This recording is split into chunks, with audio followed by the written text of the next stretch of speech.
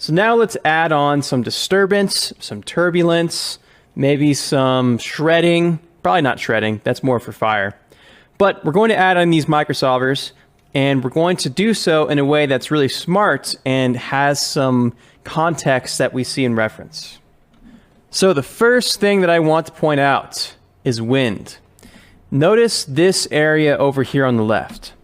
Notice how that guy just kind of maintains its position in a way, but we still have the wind affecting the density on the surface. So what I'd like to do is mimic that effect.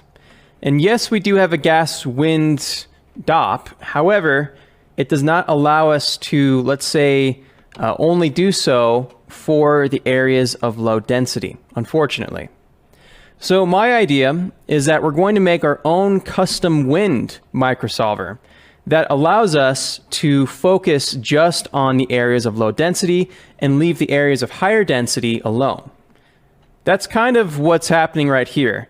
The high density areas don't get affected by wind, but again, low density gets peeled off, and that's what we see in our movement.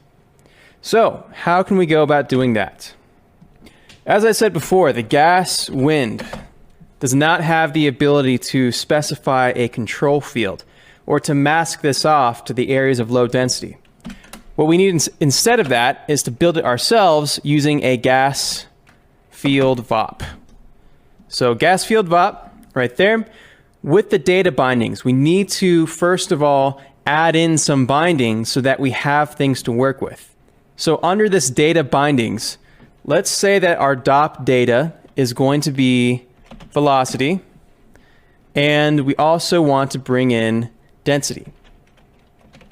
And then we'll take this as our vex parameter as well. So everything is going to be the same name like that. Okay, plug that in. Now, how do we get this going? First of all, get rid of that. We're going to use a bind using density and also a bind using velocity. That velocity is obviously a vector, so we'll say that, and our density is a float. And first things first, we want to double check that this is all working. So with our velocity, I'm going to do an add constant right here.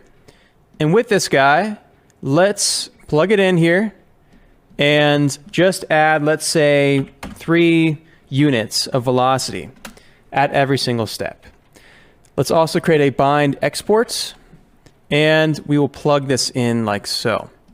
We want to export this as vel. So as soon as we have that, we should see an effect on our solve. Let's go ahead and go forward a few frames and see what that does. And sure enough, we are blowing this out of the park. But that means things are working, which is good.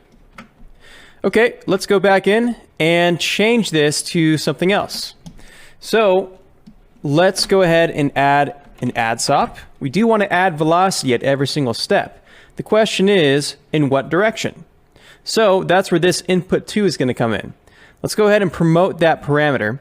If we go back up to our gas field DOP, we have this guy now right here. So with that parameter, we're going to call this our velocity direction, or we'll call this our wind direction right there. Wind direction. And this is going to be vector data. So if we go back up to the top, now we can say that we want to go, let's say in the X and Z direction. I'm looking down here at this little guy. So looking through the camera, yeah, I think X and Z is pretty good. Let's do 0.5 on X and Z. And let's also basically just multiply that magnitude against density. One way of doing this is we can clamp our values to 1. So there's the value. Now any density value that was above 1 is clamped to 1. We can then use a ramp parameter over here to remap those values. So this is going to be our density mask, and we'll call that our density mask ramp right there. We don't want an RGB, we want a spline ramp. And what I'll say is this: if you are close to 0, that is your value. If you are 1 or greater, then you are nothing.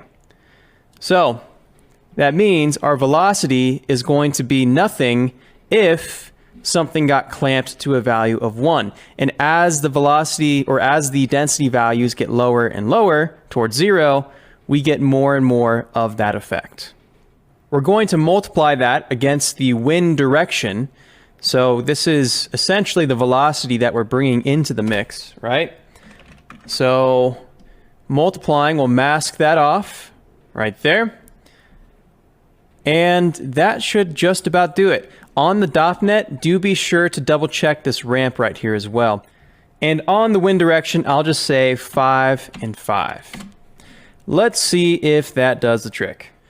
All right, sure enough, we do have that happening.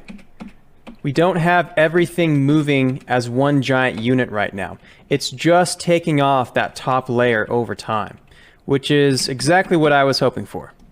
However, this is way too strong. Let's try 0.1 and 0.1 and see what that does. At 0.1, we have the effect going on, and it looks pretty good overall. I would like to turn that down just a tad bit more. I think it's a little bit too intense right now, but this is the right idea in general. So let's go back to our DOPNet, and let's turn this to 0.05, 0.05, and I'll turn this down a tad bit right here as well. As soon as we do that, here is what we have. So we go forward, boom. Now I do think 0.05 might be a tad too subtle at this point, so I'm going to split the difference and call this 0.075, and I think that'll be the perfect amount to get that wind effect going. In the next video, we're going to layer on additional microsolvers.